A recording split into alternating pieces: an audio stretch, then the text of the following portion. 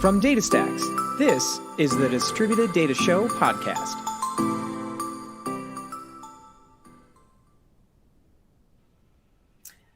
And hello, everybody. Welcome to episode 4 of Graph Code with David and Denise, or I should say Denise and David. And wait, did Denise just show up into the feed? Oh, there she is. I see Denise. Hello, it's good to be here. And wait, let's make sure. Can I hear Denise? Yeah, hopefully. I think I hear Denise. Okay, that's good. I think we started this episode with no issues today, and we did it right. You just jinxed it. I know. I'm just so excited about that I had to say it out loud. You know.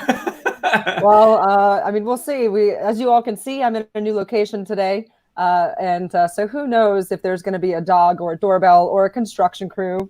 I just think that you're in a very studious looking area. I see a globe behind you. I'm expecting to see all sorts of graph books and thesis papers and stuff behind you. You have just successfully described this room. That is what is over there. Oh, wow. Should we do a tour? You want to open up the No, cabinets? that's okay. Okay. Let's not. We won't do that.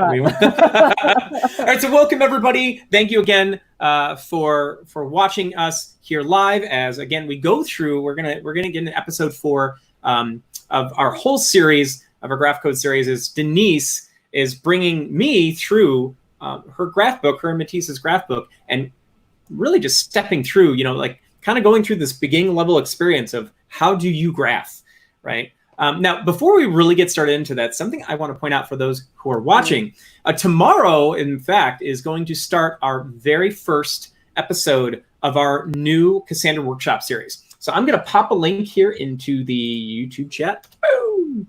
So there's something a little bit different about this one. So if you've ever been to one of our workshops before, usually we'll do a single workshop on a single topic. In this case, this is going to be an 8-week course that essentially brings you through like everything. We're going to start with the Cassandra fundamentals. We're going to data modeling. We're going to have application development, REST APIs, performance benchmarking, your data models, performance testing, your cluster, doing admin. I mean, we're like going through the whole thing, right? So 8-week course. If you go to the link that I just dropped there, we actually have 2 different sessions depending on what part of the world you're in. So tomorrow we'll be starting with one, and then Thursday we'll have another one. I think tomorrow is going to be the North American, Latin America, and then on Thursdays we'll be covering the EMEA and APAC regions. So definitely check it out. As usual, these workshops are free, right? And they will also help you get on a course. If you're interested in getting Cassandra certified, then these workshops are going to bring you down that path to get you down there. So anyway, take a look at the link and go check it out. So with that, I am going to go ahead and share my screen. Yep. And Denise, Yeah, So for those of you who are just now joining as well, potentially you've been, this is not your first time on this episode, or it is. We are closely monitoring the comments on the YouTube channel. DataStax devs, their DataStax developers YouTube is where we're streaming live and following questions. So would love to take your questions at any time if you guys want to ask us something, or anything really at any time. Just pop it on over there, because that's going to be the easiest place to find us as we're doing both of the live stream here and watching your comments. Okay, and then with that, hopefully you're seeing my screen, Denise. I hope that's what you're seeing right now. Yes, I am seeing your screen. Good, because there's something else right before we get started, something else I want to talk about that you and I have been working to make happen in the background. I did very little other than say this would be a cool thing to have, where you actually did real work along with the DataStax team. So up until this point, we've been, if you take a look at the GraphBook repo, again, if you're just joining us for the first time, you could follow along if you want. If you go to github.com/datastax/graph-book, you can see the link here at the top of my page. As a matter of fact, I'm putting it in YouTube. I gotcha. Okay, wonderful. Thank you. So if you look at the instructions in here, we've talked about this before. There's this nice little Docker quick start, and it's really quick, actually. And that's what we've been doing up until this point, right? I will usually come in here. You'll see me do something like this after I've, of course, downloaded everything and start it up. And this Docker image contains everything you need to get going and just move, right, and just go. However, we just recently added the GraphBook into DataStax Desktop. So DataStax Desktop, if I just kind of back up for a moment, is like a one-stop shop. Again, this is a free tool. It works with both open source Apache Cassandra and DataStax Enterprise. It provides not only either Cassandra, DataStax Enterprise, but also code examples, what you're going to see today with the GraphBook. There's all sorts of awesome examples. So especially if you're just getting started and you want like the quickest, easiest way to spin up Cassandra and then get hooked up with code, Desktop is your friend, right? So if you go to downloads.datastax.com and tools, you'll see DataStax Desktop like that. And you choose your package and download, and that's it. And then from there, what will happen is once you install it on a Mac, you will see something that looks like this. Now, right now, I've already got a stack started. You know what I'll do? I'll just very quickly stop it so you guys can see. We're not going to burn too much time, but I just want to show this. No, dude, I'm so excited that DataStax Desktop. Now, I do believe you are showing an internal alpha release of this. This is not available to download yet, correct? Oh, you're right. I think it's coming very soon. It is. Yeah. Yeah. So that's right. So for those of you who are curious, we're kind of in the testing phase right now of the next release of DataStax Desktop, where you have customized stacks to work through full end-to-end examples. And we have a full stack coming out in DataStax Desktop that's going to have everything already deployed and ready for you from within that desktop experience. And so that is what you're getting an early preview of today with David, as he's showing you here on the left-hand side of the screen. Yeah, and to be clear, the desktop itself is not in the beta or alpha or anything. That is released. In particular, it is the GraphBook examples, right? Yes. As part of that. So the rest of these stacks, like you see where Apache Cassandra, DataStax Enterprise 6.8, Studio, Ops Center, all this stuff, for those programmers out there, these examples, the C#, Java, Node.js, and Python ones are really cool, actually. Because what you can do is if I go into one of these guys and I load this up, it doesn't just load up the IDE. It actually will load up Apache Cassandra for me, load up the IDE with code, working code, and automatically hook them up. And what's really cool about that is you'll see in a moment after it's done downloading, you'll see my Docker here spin up with these images. So it automatically handles the underlying plumbing for you.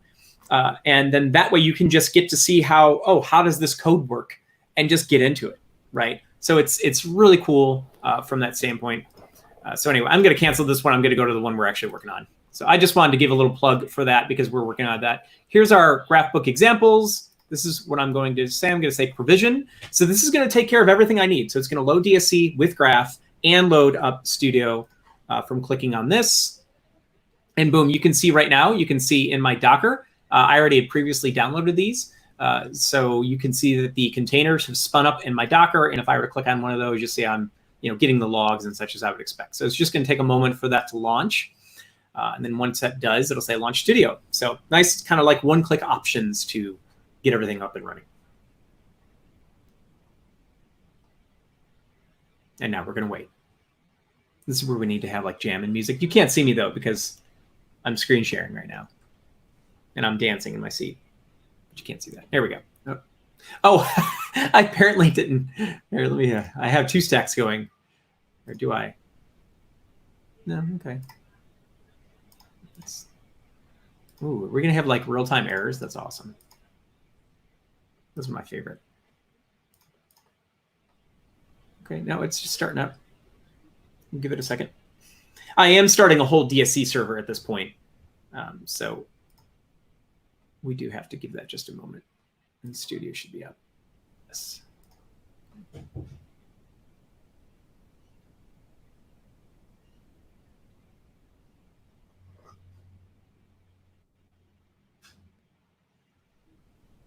This is exactly why I preload these things. And I decided to undo what I did. Okay, it should be really close.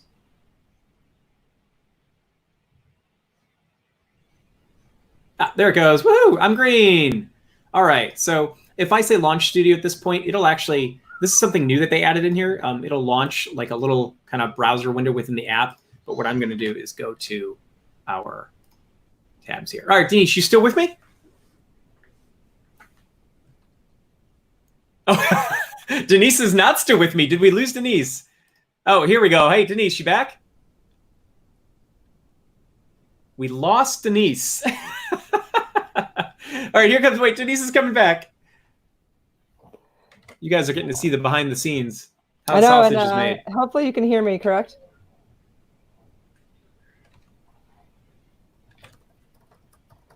I am here. Can you hear me? All right, Denise is coming back. Not yet. No worries. Yep, we're figuring it out. Her audio is on. I don't have a camera. I wonder, Denise, did you have to reboot your laptop? Or? No. There she is. Okay, great. Yeah, hopefully you guys can hear me now. Okay, well, let me go back to the screen.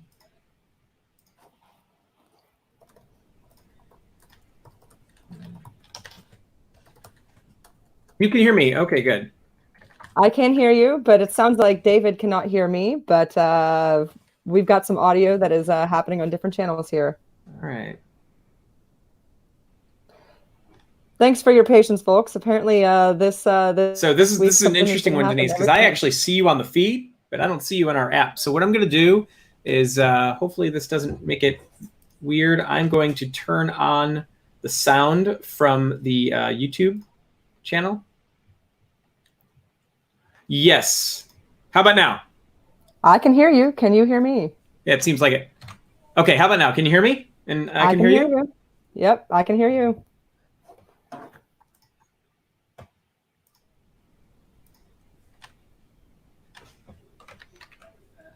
All right, I guess you guys can hear me, but... Yes, we can hear you, but it sounds Alex, like David and I are having a hard time. Yeah. I don't have Denise on either. I don't see her camera or her sound. Give us just a second, folks. We will get there. I know. Figure out what happened to the feed. I told you, David, we shouldn't. Hey, Denise, maybe you can tell a story about why your feed disappeared. You know, apparently my internet connection just decided to completely reset and drop me right in the middle of this. So that was fun. But I'm sitting here chuckling. As soon as that happened and I saw that the screen froze, I had to laugh that we decided to declare this at the beginning that this was going to be bug free. So in the meantime, it looks like we are still trying to get reconnected here. So it looks like we do have feeds for my video and audio, and we're trying to figure out how to get all of us together back into one stream. So give us 1 second here, folks. Thank you. Oh, well, there you go.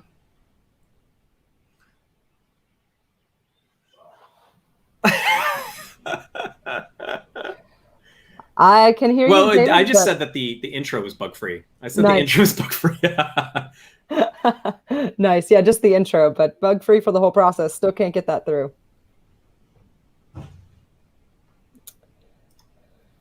David, we might have to have you log out and log back in like I did. So.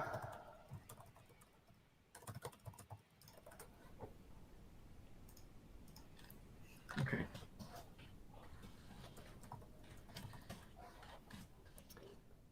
Yeah, so as we work through this one, we are going to have David jump out and jump back in. So I'm going to be here to hold the fort.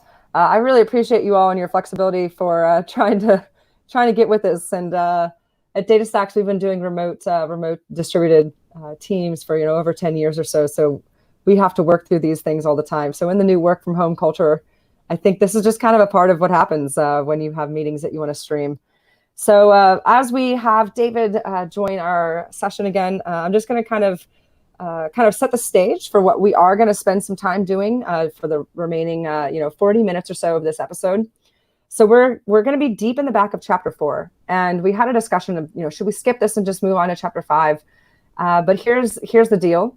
During the early reviewers and some of the initial people who read the book, they gave me some feedback on this section that's at the very back of chapter 4, and they said that it was one of the most one of the most valued sections that they read throughout the initial chapters. So instead of skipping it, we thought we would bring it to you live. And so the premise of what we're going to be doing as David starts to rejoin here, we are going to be showing you how to solve one of the hardest problems with essentially constructing data payloads that you have to pass between your different services in your architecture. And that hard problem is, forming JSON payloads that have to align to a certain structure, and doing that with Gremlin.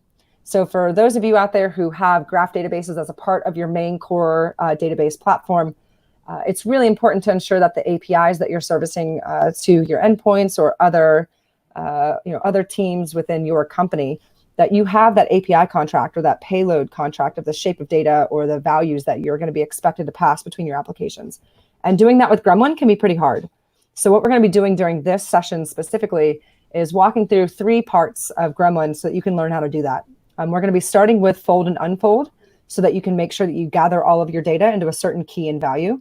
We're going to move on to the where not equal pattern so that you're removing certain results from your payload. And then at the end, we're going to show you how to use coalesce, either as like a try catch or an if then type of behavior with Gremlin. Just depends on what you prefer.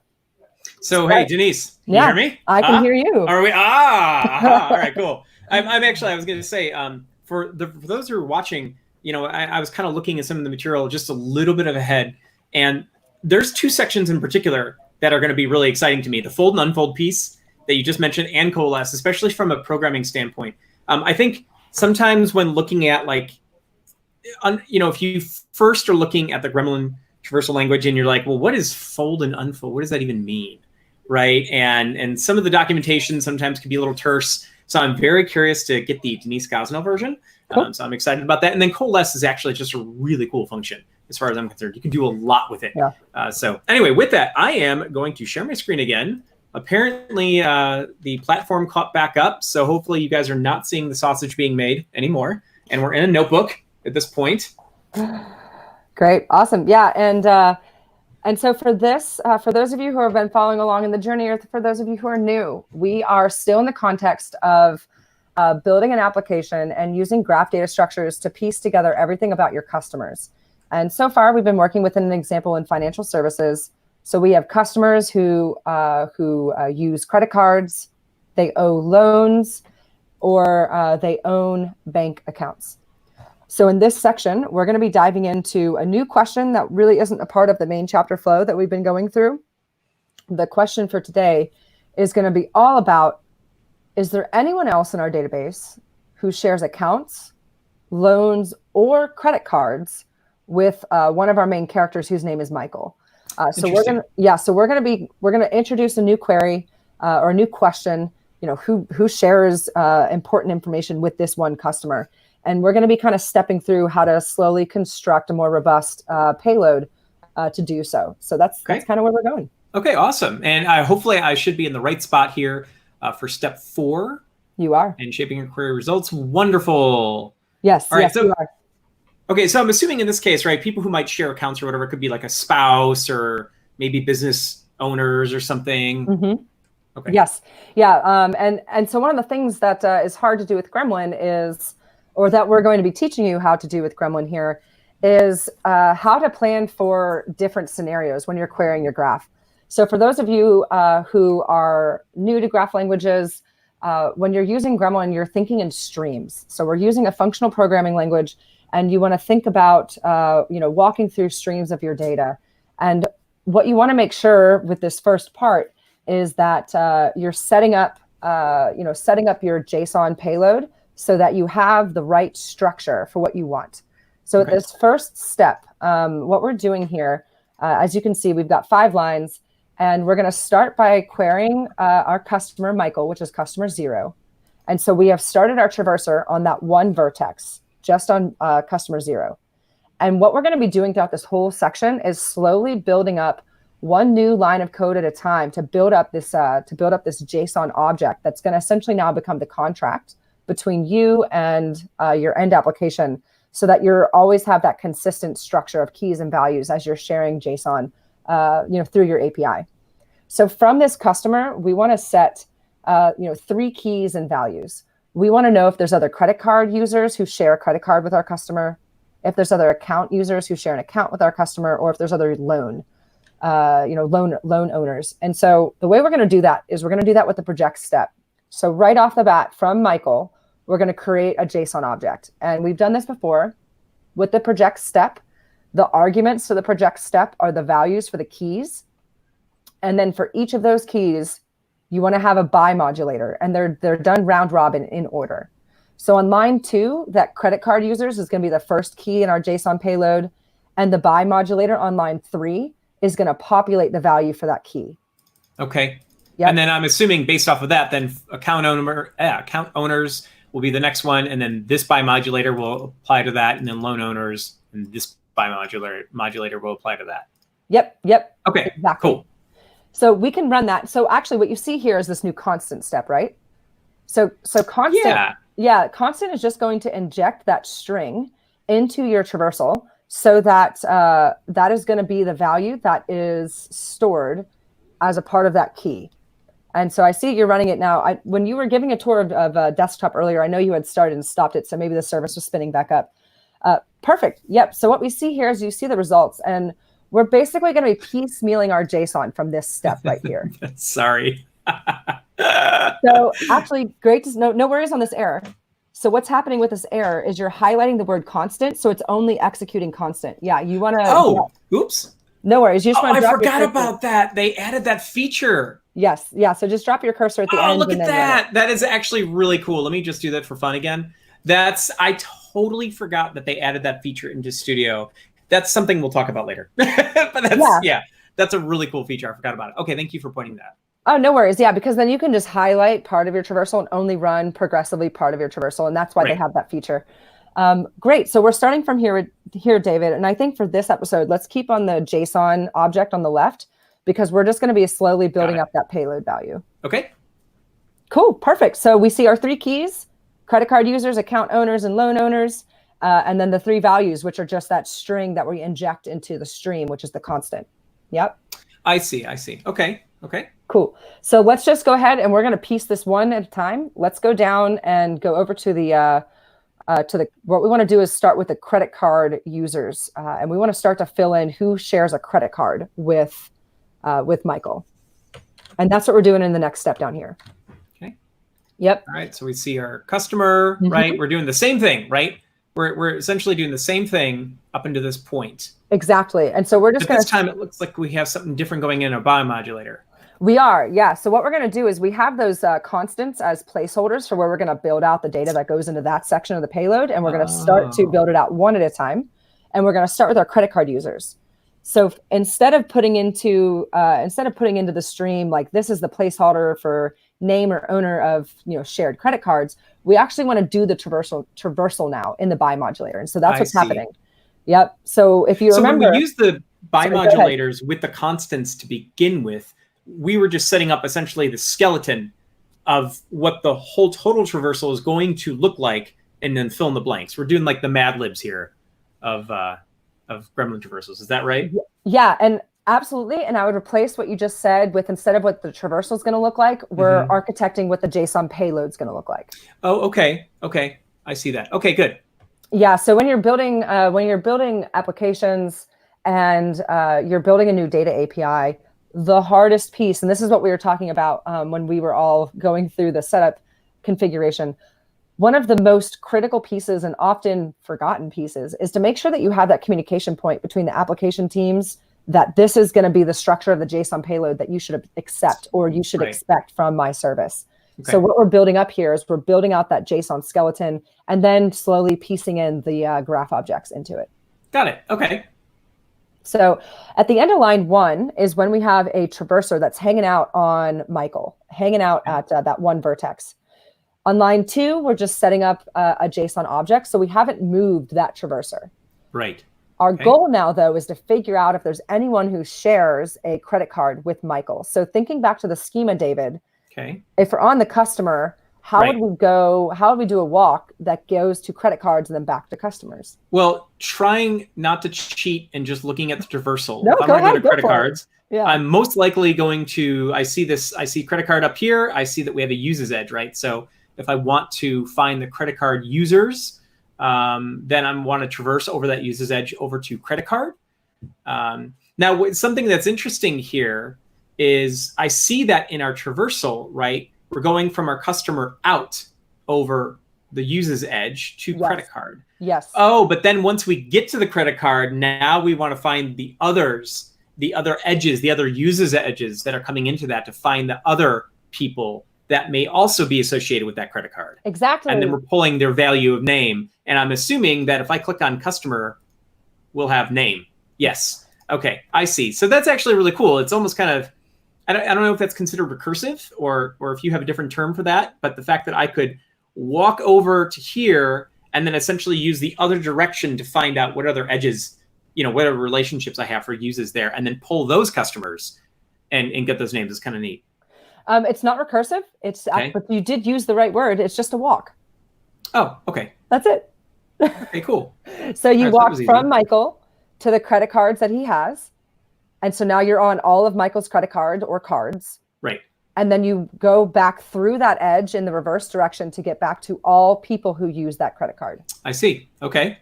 And so that's what's happening now inside the buy modulator on 3, 4, and 5, so that we're finding out all of the credit card users. I see. Okay. Awesome. So is there anything expected or what do you think about that result down there? Well, it looks like to me that Michael's the only user of that credit card. Exactly. Okay. And so this is how you have to start to educate and think about logic a little bit on when you're using graph structured data. We started at Michael, went out to his credit cards and came back, and we only ended up back with Michael. So that would be the logical conclusion. He doesn't share credit cards with anybody. Okay. Cool. So let's go ahead and do, I think what we want to do is do that same process and walk, for more pieces. So up into this point, it's the same traversal. We're just building on what we did before, and now we're building out the next piece for account owners. Correct. Yep. And same thing, just like David was telling us before, we're on Michael. Our one traverser at the end of line 1 is at the Michael vertex. And so essentially with this project statement, by the way, with this with our project statement, that one traverser starts over from the beginning at Michael for each of the 3 keys in our JSON payload. Right. So, okay. Yep. So every time you write a buy modulator, you're starting from Michael. And right. So on line 6, we need to go out to Michael's accounts. So we walk out the owns edge. So out here over the owns edge. Then we walk back in the owns edge. Yep. So that we get to people who share accounts, and then we get their names. Yep. Okay. So it's just a walk, just like before. Same thing. Out and back. So same deal. Michael's the only. So Michael doesn't share any credit cards. Michael's not sharing any accounts. Apparently, Michael does not like to share. Yeah, apparently. So let's go ahead and build up the last one. Well, actually, before we do that, if we had, so in the past examples, when we were actually building out the data, that result that we just got was unexpected because we know that Michael shares an account with someone named Maria. Okay. So what is happening here? And that's why it says that we're going to be introducing the fold step. So this is where I mentioned, you're being tricky. I am being tricky. So I mentioned a few times that this is a streaming language. We're talking about functional programming here. And when you're setting up these payloads, the first successful result is what is populated into the payload. But we don't just want the first one. We want all of them. And that's what the fold step does. So you can't see me smiling, but I just want to point out Denise set me up yet again, because I realized, because if you remember last episode, she totally set me up. And you just said something a moment ago that when you asked me about both of these, you were like, well, yes, by looking at the results, the logical conclusion would be. However, knowing what you just said about the fold step, I have a feeling that now that we're including fold, we're actually going to fold all the values from the array or whatever that was returned and see more than just Michael. Exactly. That's what you're setting me up for. Should I just go ahead and run this one? You should just go ahead and run it. Totally set me up. Aha. So there's two super important things to see here. Yeah. The first is the new data values, and the second is the change in data structure. Right. And both of those are equally important if you are building up an API that's going to exchange a JSON payload that's servicing a gremlin statement. Okay. So let's just talk about it. Right there on that second piece, we now have Maria. That is what that fold step is doing. Instead of returning the first result of a shared account, right, it's returning all results of anybody who is a shared account. A fold is what we call a barrier step in Gremlin. And it essentially tells every traverser to stop until it successfully finishes, but before it returns the result up to the traversal. So it's essentially saying, yeah, go ahead. So yeah, I've got to ask a usability question here, right? So let's pretend for a second that I am somebody who's coming in to this particular schema, this graph, and I am not the person who created it. I'm not ultimately familiar with all the underlying data that's in here. And if I were to perform something like this, thinking I'm doing it correctly, I may have no clue whatsoever that there were any more account owners or anything, and I would feel like I had the correct result. So is it just by some convention that we should always be using fold, or is there something more I need to know here? Because that seems almost esoteric a little bit. Like, how would I have known to do that? Or should I just know that's how you do that kind of thing? Does that make sense, what I'm getting at? It does. It does make sense. And David, it's one of those things where when you first asked the question, I think the second of what you were talking about is that this is when you were thinking in streams and when you were thinking in data streams, which is the world that we are living in now, always thinking about processing streaming data. Okay. You have to tell the stream when to stop, or you have to say, no, just keep going and give me the first result. It's just a new way of thinking about querying through data. And the fold step in Gremlin is how you tell the stream, I need you to hold until every successful piece returns. Interesting. So this seems like something then that from someone who's newly creating traversals, right? If you do have a particular data set that may have, more than one value or whatever, to use, and slam me down if I'm doing this wrong, but I feel like what I just heard was use fold to begin with, or at least until you understand your data and know what to expect. Absolutely. And then once you've kind of figured that out, then you can kind of determine, because there might be some cases where you might actually know that you have multiple, n number of items that might come back, but you might not want to fold, right? And in that case, then yes, you can use that knowledge to say, no, I'm not going to do that. But generally speaking, start with fold, go from there. Yes. Okay. And the case of when you wouldn't want to use fold, in case someone's out there going, well, when in the heck would I not use this? Right. Pathfinding, right? You just want to find the fastest traversers that gets there first. You don't need all paths. You just want the first path. And that's when you just let it explore. Okay, got it. Cool.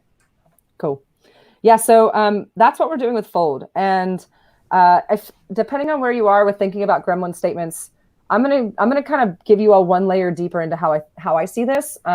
You all might like this analogy, and if you don't, if you ignore it. But David, did you ever play with like the Marble Run game in the 80s and 90s, where it was like clear plastic tubes that you like put together and then put marbles in them, and they went in different directions? Yeah, totally. Yeah, so that is what I see in my head when I have a graph schema, and graph data, and I'm using Gremlin. So I kind of see that we have all these different pipes, and you have different ways that you put these pipes together to get the marbles to flow in different directions. And, in this case, we want the marbles to walk out and come back, and we want to grab all of them before we, terminate, go into the next step. Now, every time you explain something, I'm going to imagine a thought bubble coming off of you with that, with a cool image. Yeah, that's exactly where my head is all the time. That's great. It's pretty scary to admit that to the world, but hey, that's what it's like. Right. So that's what fold is. It's a barrier step, and it forces all of your traversals to stop before you return the results to your payload. The second thing to keenly observe here, though, again, we're talking about how you build up data payloads for creating an API that services between applications. You now have a new data structure. So so using fold now returns a list, and you see that in the JSON. I see that. That's a big deal. See that here. Yeah. So when we just had constant before, constant was just a string, and adding fold changes the data type that you're going to have, in your quote unquote contractual obligations between your applications. So right. Okay, got it. Cool. So let's move on, and let's do this for the last piece, which is low numbers. Okay, so we're essentially just building on, right? So we have the same thing as we did before, but now we're going to go ahead and instead of using a constant, we're actually going to spell out the rest of the traversal, find out if we have any, let me open this up a little bit. Perfect. There we go. All right, so what I see here in this output, and we are using fold, right? So, we are. Yep. So I'm not going to, I think at this point, I'm safe to say it's not just because, David, it's the logical conclusion, but actually here we have no shared credit cards, but we do have a shared account with Maria and no shared loans. Correct. That's it. Okay. These, I don't know, when we've been working with devs around the world to build up graph traversals, these details are what matters when you're trying to get your traversal from development mode into production. It's ensuring that you have that constant structure of your data payload so that your end application always knows what it's going to be receiving. Got it. Yep. Yeah. No, I'm with you. I mean, it's also this iterative process. Something I wanted to kind of point out before, but I wasn't sure because, like I said, I haven't quite looked at these ahead of time. But now that I've seen a couple of the traversals, I see the way you're building on, right? Yeah. And I know personally, when I've been building out my own Gremlin traversals, this is exactly how I was working.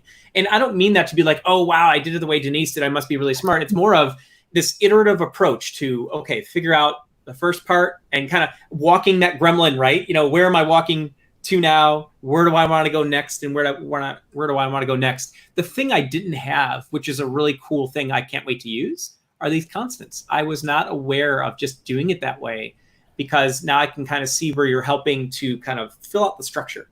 Yep. What is the structure going to look like? And now as I iterate through and kind of work out my traversals, I can just piecemeal add these in. So that's a really nice kind of feature. Awesome. Yeah, it's so the Gremlin query language is incredibly powerful. And so I'm just trying to fast forward you and everyone watching to the things that you absolutely have to know. So yeah, got it. Cool. Alrighty. So David, I don't know about you, but if I were to be if you and I were having a conversation about, remember the question is, tell me who shares accounts, credit cards, or loans with Michael. Okay. I don't want you to tell me that Michael has one. I already know that. That's right. That's right. You're starting from that point. Yes. Right. So for this next step, we're gonna show you how to remove Michael from. Right. So we actually, once we get to that point, we want to filter out Michael's vertex from the results so that we don't repeat that. And that's what we do here with what is called the where not equal to pattern. Kind of makes sense. Right. And I noticed this time you're using an alias, an as step. We talked about that before, but we haven't been using it in these traversals until now. Yes. So what we're doing is we're using the as step to store. So whenever you see as in Gremlin, or you see that in a traversal, think the word store.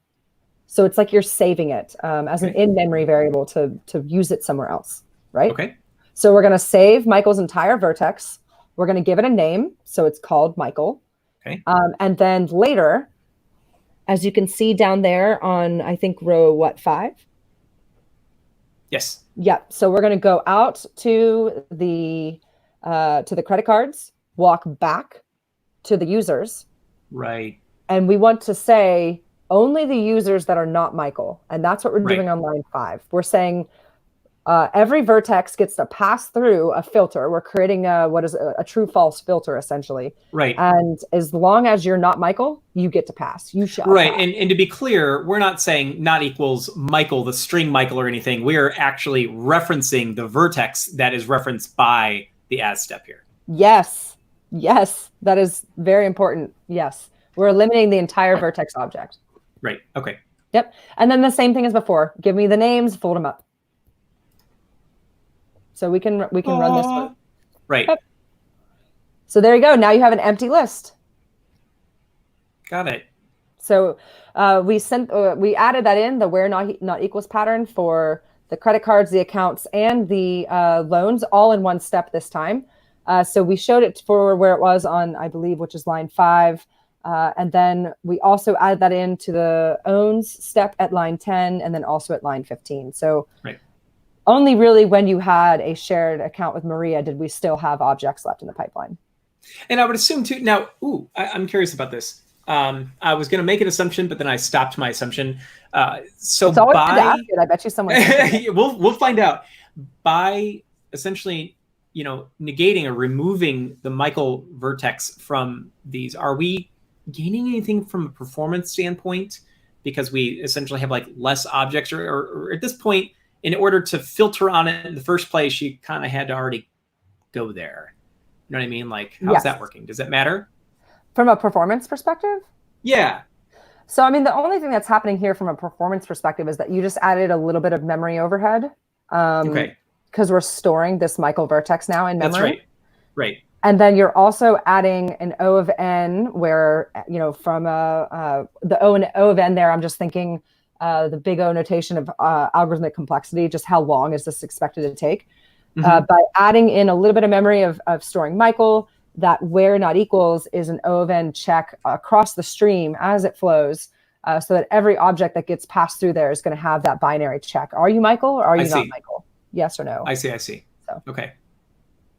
So it sounds like there's a tiny bit of overhead, but nothing that is really all that bad is what I'm hearing. Yep. It sounds pretty negligible. It is negligible. And then if you're in the audience and you like to think about, big O notation for algorithmic complexity, we already introduced an O of N complexity with the use of fold, because fold is going to require you to wait for all N objects. That's right. And so now we're just essentially adding another O of N check on all N objects. So in big O notation, this doesn't become 2N, it's just O of N. Okay. Sorry, we just kind of went down into like a real deep rabbit hole of operational complexity. Sorry. And I just accepted everything you said there. Okay, great. I think a super deep topic we're not really going to get into, but I started dabbling in there today, is to always make sure you understand how many pieces of data you're processing in your graph algorithm or your graph traversal. And the biggest way to really deeply understand that is with O of N notation, which is called big O notation. And typically in graphs, you talk about O of V or O of E, which is the number of vertices you're processing or the number of edges you're processing. So, did you guys happen to talk about that in your book at all? We kind of touch on it a little bit, and surprisingly, I think I wrote like a whole chapter on it, and they decided to cut it just because it was like off topic for what we were doing. But yeah, so they're in the boneyard of like things that didn't make it into the final cut. It's there. Are you? I'm totally putting you on the spot, and I don't care. We'll see. Do you guys have any plans to take things from the boneyard, maybe put them in the GitHub repo or anything like that? That's a good idea. With infinite time, sure. Okay. If someone would, for anyone listening, if you kind of get to this, you're like, oh man, I really would love to see that. Let me know. If someone requests it and you would find it valuable, I'd be happy to provide it. Okay, awesome. All right, moving on. Moving on. Okay, well, actually, to move on, let's inspect that JSON payload. Okay. So that last payload that we just had 2 empty lists in it, correct? Yes. So I don't know about you. It just depends on your team. I come from a team where passing through empty lists and checking is this value an empty list is not exactly a good data practice. Typically, typically you want to always have a value in within the actual JSON object, not just check is this value empty. So okay. Yeah, so it just this last part just depends on the rigidity of your data team and the rigidity of how strict you guys go or how far you go with creating, you know, rules for that JSON data that you're structuring. So at this point, like if your team is okay with passing over, you know, over your API, some JSON where some of the values might be an empty list, and you guys are cool with that, you don't need to go any further.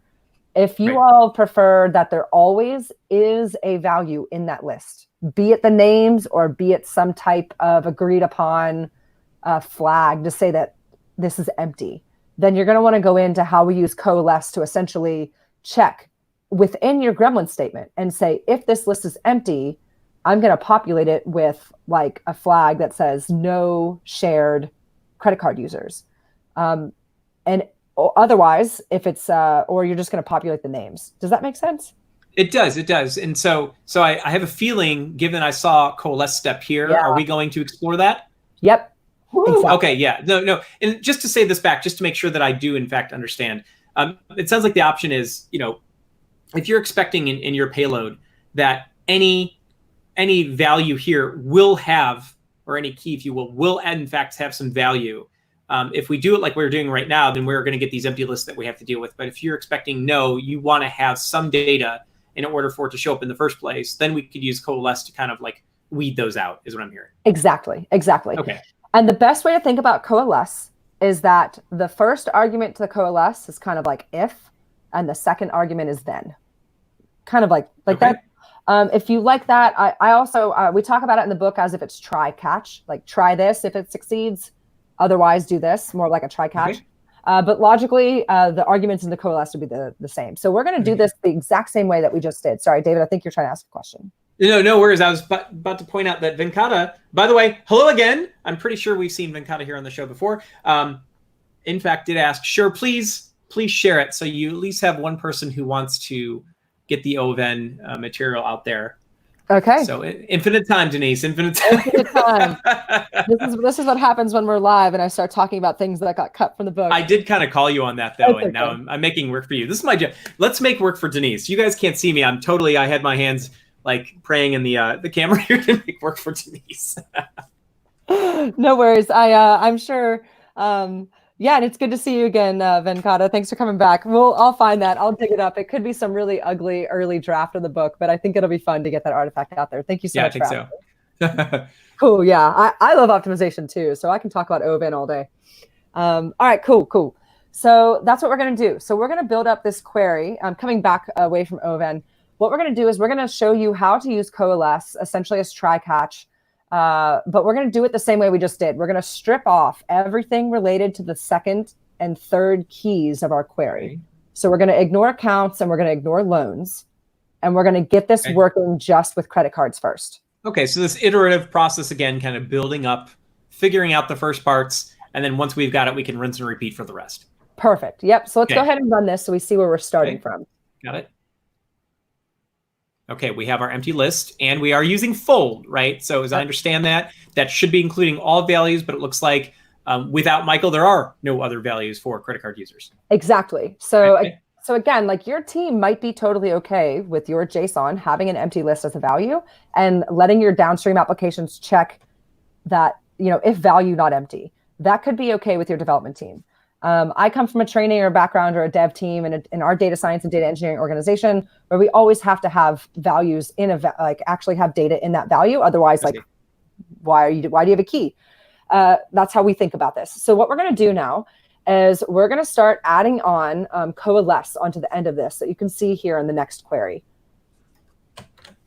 Okay. Right. Yep. So all I'm going to add is, or all that David is adding here is we're after fold, we're adding in coalesce, and we're going to do the exact same thing that we're doing with constant. We're going to inject a string into the payload. So what's happening up there on line number 8 is that if that is, if that's true, if the try block is true, it's going to put try block logic. Otherwise, if it's false, it's going to fall down to what happens on line 9, and it's going to do the catch. Right. So what's happening here is that what we're testing is whether or not there's any object in the pipeline. Right. And there is. The object is an empty list. That's right. Okay. So that is why we're hitting true on line 8. So right now we're hitting try block logic according to what's in our stream on line number 7. Does that make sense? Yes, it does. Yeah, and again, going back to this use of constant, I had not done this before when I was building out my traversals in previous apps. And this is something that now that I'm seeing this is a cool way to, again, build this out. Because before I would be working to figure out, like, at this point, what I needed to be doing in my traversal just to figure out, like, again, the whole structure, the flow of the thing. When if I was using something like this with constant, I could have kind of worked the structure out and then gone back in and fill the blanks. It's a much easier process than trying to figure out exactly what your traversal needs to be while you're still working on the very structure of the thing. So I think that's a really neat usage. Yeah, and I also, as I was thinking about that, I want to go back and correct something I just said, though, because it technically was inaccurate, and I want to make sure I correct myself. So David, what you were just talking about is exactly what I was doing, but I explained it in a little bit incorrect light. So when you're using this coalesce step, it's going to take the 2 arguments, as we talked about. The first is going to be thought of as try, and the second can be thought of as catch. Yes. If the try block succeeds, then that's where the result, that's where the traversal is going to continue, and it's going to pass that data from the traversal into the pipeline. Right. So for this case, and just for illustrative purposes, we put something in the try block that's going to always succeed. That's the constant step. So like, yes, that constant step is always going to put information back into your pipeline. It's namely that string. So that is is what is succeeding, and that's what's tripping that to be true, and why you're seeing try block logic into the pipeline. Yes, understood. By the way, hello again, Kamal. I don't know if you saw the question from Kamal in YouTube, Denise, but it's a good one, and I think you would like it. Okay, cool.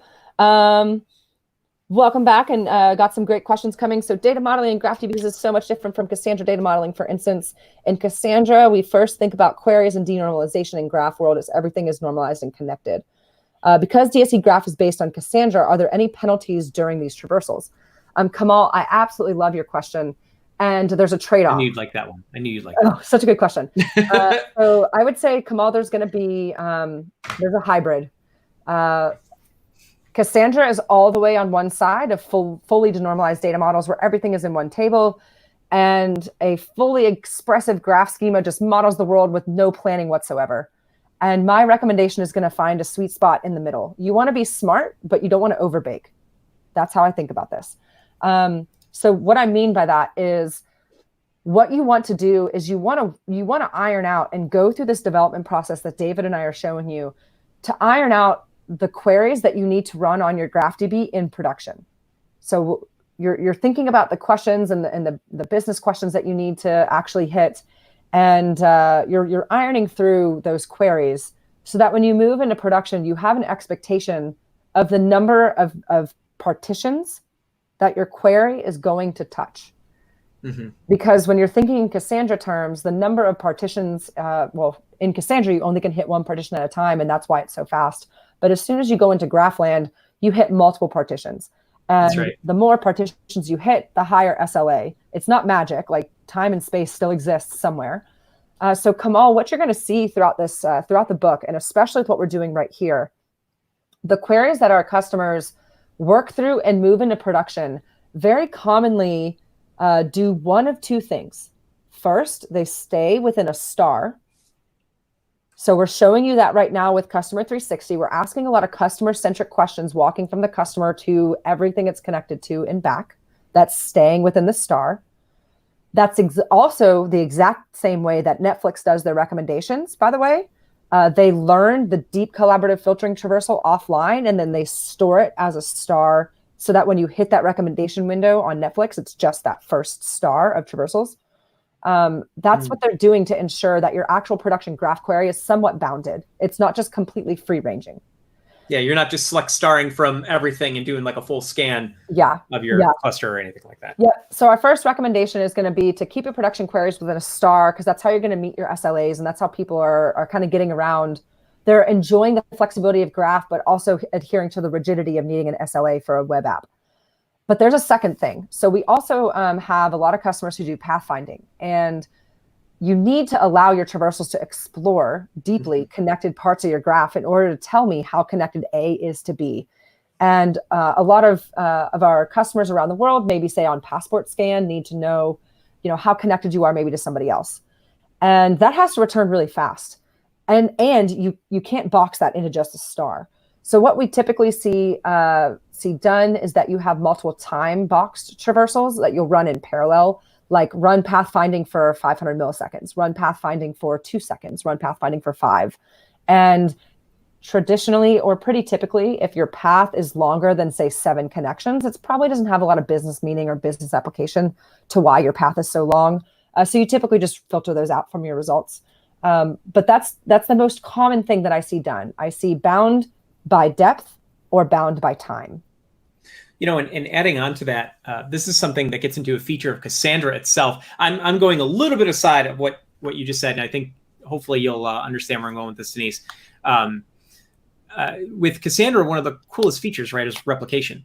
And the fact that you can have multiple data centers and you can automatically replicate the data between them. Now, I'm getting more into like if you're doing things like Gremlin OLAP and such, but then this is one of those areas that a lot of times we'll recommend folks that you have your OLTP, your transactional data center, and then you stand up another data center right next to it that is for, say, your OLAP analytics kind of things, or maybe even things that you're going to be chunking on, right? Like so like what Denise is talking about, from a pathfinding standpoint or whatever, if you have a particularly big graph, and if you are not as worried about doing things from an OLTP standpoint, and you want to do some analysis from the analytics standpoint, you can stand up another DC right next to it, use the replication automatically, right? The automatic replication, replicate data over to the other data center, and essentially have near real-time or real-time analytics, because then you can perform all of those operations on the quote-unquote analytics DC and not affect the performance of your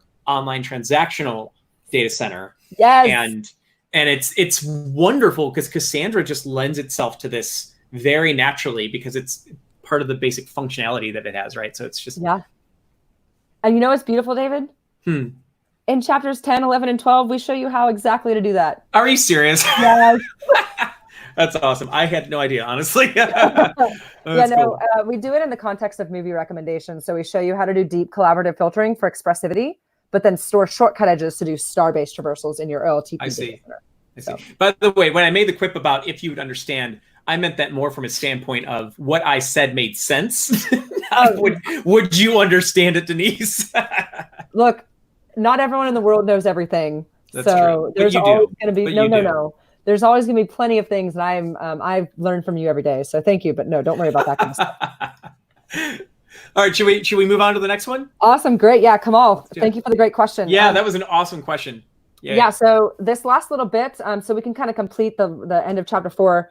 I'm gonna, we're gonna introduce a new step here and show you how to make this work, and walk through this a little quicker than expected. Okay. But if the full depth of what we're doing here is of very interest to you, you can get this for free online at DataStax. They're hosting it in their resources section. It's, the DataStax resources, O'Reilly Graphbook Guide. You can get the full details behind what you're about to see and read them on your own at your own pace, because this is going to be a little fast. Okay. But where we have here on the query is we have the coalesce statement, and we injected a true piece into the pipeline in that try block, which was a constant. And so here's what we're going to do. What we want to do is we want to allow for that to be false if it's empty, right? Because we have empty lists. And if it's an empty list, we want to do something different. And that's what the unfold statement does. Okay. So we've folded everyone's name into a list. And for this case, it's empty. So when we hit line number 8 and we unfold it, we're going to unpack an empty list and essentially throw false into the pipeline. Because it's an empty list, it's going to throw an error. It's going to throw false. Oh, so that's something that unfold itself is doing, that if you try to unfold an empty list, it will return false? If you try and what you're doing is you're unfolding the object in your pipeline, which in this case is a list. Okay. And for Michael's shared credit card users, we know that he doesn't have anybody else. Right. So we're going to unfold an empty list, which essentially puts null into your pipeline. I get it. Okay. Yep. And then, so the coalesce statement, the first thing is going to try this. And if it's true and null in a computer is false. So Line 8 is going to be false, and then it's going to perform line 9, which is another constant.